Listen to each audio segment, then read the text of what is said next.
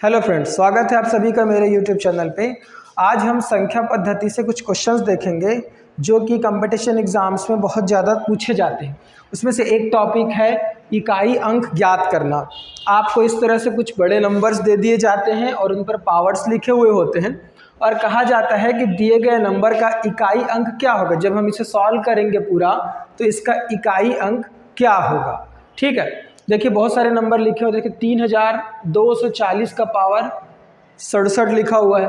तो 3240 को 67 बार जब हम मल्टीप्लाई करेंगे तो जो आंसर आएगा हमारा, उसमें उस आंसर का जो इकाई अंक होगा वो इकाई अंक क्या होगा, ऐसा सवाल कर रहा है।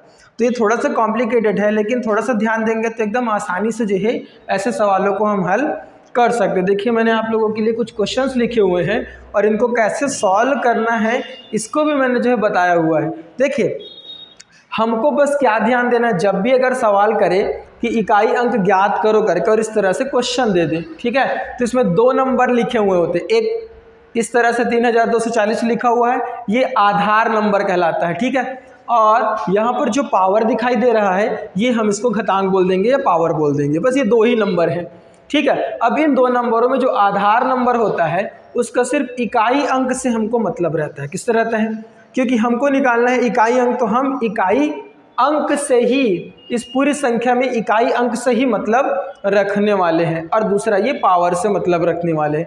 मतलब 3240 जो है वो बन जाएगा 0 का पावर 67, ये बन जाएगा। इसी तरीके से अगर हम इसका इकाई अंक निकालना चाहें तो हम सिर्फ इकाई से मतलब रखेंगे, मतलब ये बन जाएगा 1 का पावर 80। क्या बन जाएगा? वैसे इन लोग भी 80 बन जाएंगे, ठीक है। अब इकाई अंक निकालने के लिए आप ध्यान देंगे कि इकाई अंक निकालने के लिए कोई सा भी क्वेश्चन रहे उसके आधार में 0 से लेकर, किससे लेकर? 0 से लेकर 9 तक के नंबर ही हो सकते हैं, इससे ज़्यादा नंबर तो हो नहीं सकता, ठीक है। 0 से लेकर 9 तक के नंबर हो सकते हैं, ठीक है। अब आइए समझते हैं। देखो अगर 0 में से लेकर 9 तक के नंबर लिखे गए हों तो उन नंबरों में इकाई का अंक क्या होगा, ठीक है। देखो अगर आधार का इकाई अंक 0 हो, 1 हो, 5 हो या 7 हो, अगर इन चारों में से कोई भी नंबर हो इकाई का, जैसे यहाँ पर लिखा है, देखो इकाई का अंक 0 है, इकाई का अंक 1 है, इकाई का अंक 5 है और इकाई का अंक 6 है। देखो इन नंबरों को, तो अगर हमको प्रश्न में ये मिले कि इकाई का अंक 0 हो, 1 हो, 5 हो या 6 हो, तो उस बड़े से नंबर को सॉल्व करने के बाद जो इकाई अंक आएगा वो वही रहेगा। क्या रहेगा? वही रहेगा। जैसे अगर इकाई का अंक 0 है इसका, तो इसके आंसर, इसका जो भी आंसर आएगा उसमें इकाई का अंक क्या होगा? 0 ही होगा। मतलब अगर इसका इकाई का अंक पूछा जाए तो इसका इकाई का अंक क्या होगा? 0 होगा। क्या होगा? 0। देखो 3241 में इकाई का अंक क्या दिख रहा है? 1 दिख रहा है। तो मैंने कहा कि अगर इकाई का अंक 0, 1, 5, 6 हो तो इकाई अंक जो आंसर निकलेगा उसका इकाई अंक भी वही हो जाएगा। तो अगर बोले इसका इकाई अंक क्या होगा तो 1 होगा। क्या होगा? देखते ही साथ आंसर। इसी तरीके से इसके इकाई अंक में क्या है? 5 है, ठीक है। इस पूरे आधार नंबर के इकाई में क्या है? 5 है। तो इसका आंसर जब हम निकालेंगे 75 बार जब इसका मल्टीप्लाई होगा इन्हीं नंबरों का, तो इसका इकाई का अंक क्या आ जाएगा? बोलो 5। इसी तरीके से 6 का भी इकाई अंक क्या होता है बताओ? 6। कितनों बार मल्टीप्लाई कर लो वो 6 ही आएगा। अगर इकाई का अंक क्या है? 6। 5 है तो 5। इसको ऐसे समझ लो, देखो जैसे 5 का गुणा 2 बार किए तो 5 पंचे कितना होता है? 25। इकाई का अंक क्या आएगा? 5। फिर इसका 5 के साथ गुणा करोगे तो 5 पंचे 25, फिर इकाई का अंक क्या आएगा? 5। फिर गुणा करोगे 5 से तो फिर 5 पंचे 25, मतलब 5 5 हर बार आने वाला है। 6 को भी इसी तरीके से अगर मल्टीप्लाई करते हैं, 6 छक्का 36, देखो इकाई का अंक 6 आ गया।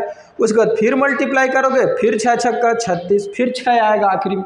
मतलब इकाई में 6 ही आएगा। 6 अगर इकाई अंक है तो उसको हल करने के बाद, उसके आधार नंबर को हल करने के बाद इकाई का अंक क्या हो जाएगा? 6 हो जाएगा। तो इसको आप याद रखेंगे, 1 0 1 5 6, ठीक है।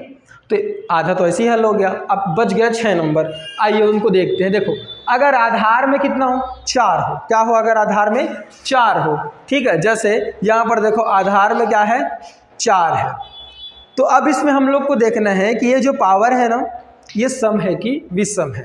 अगर सम होगा तो इकाई का अंक क्या होगा 6, और अगर विषम होगा तो इकाई का अंक क्या हो जाएगा 4। ठीक है, अगर देखो विषम होगा तो क्या होगा 4 होगा, तो इसका इकाई का अंक क्या होगा भाई 4। देखते ही साथ आंसर।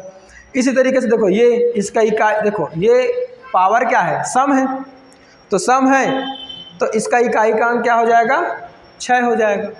ठीक है, इसको हम एक एग्जांपल से समझ सकते हैं, जैसे 4 गुणा 4 गुणा 4 करते हैं। एक बार और कर लेते हैं, तो 4 चौक कितना होगा 16, मतलब 4 का 2 बार मल्टीप्लाई किए तो 16, इकाई का अंक क्या आया 6। 4 का पावर 2 में इकाई का अंक क्या है 6।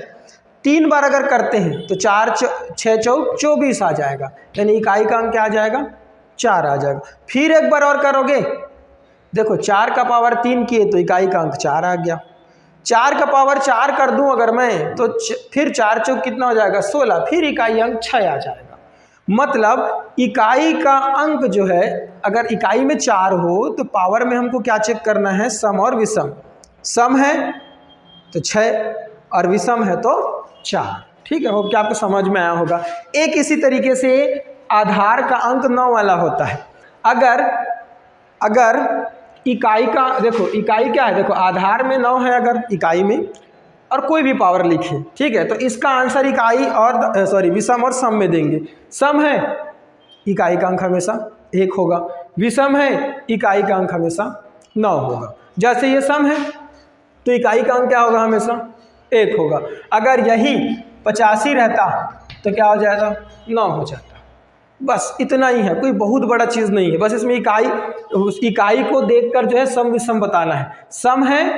सम है तो 1, विषम है तो 9। इसी तरीके से उसमें 4 वाले में सम है तो 6, विषम है तो 4। ठीक है, अब कुछ नंबर और रह गए हैं, 3 ऐसे नंबर।